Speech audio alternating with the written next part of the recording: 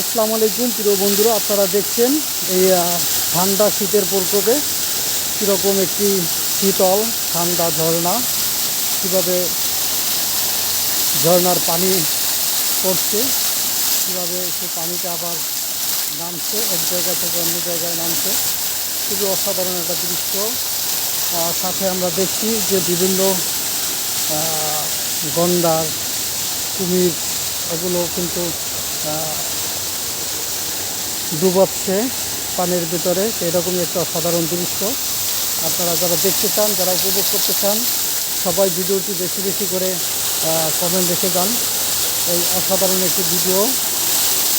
যারা ভিডিওটি দেখবেন সবাই কেমন হয়েছে ভিডিওটি অবশ্যই কমেন্টে জানিয়ে যাবেন। ভালো লাগে থাকলে সবাই শেয়ার দিয়ে সকলকে দেখার সুযোগ করে দেবেন। খুবই সব পাশে কিন্তু বক পুঁটি মাছ নিয়ে দাঁড়িয়ে আছে, পুঁটি মাছ ধরে। খুবই চমৎকার একটা দৃশ্য, না দেখলে মিস করবেন। অসাধারণ দৃশ্য।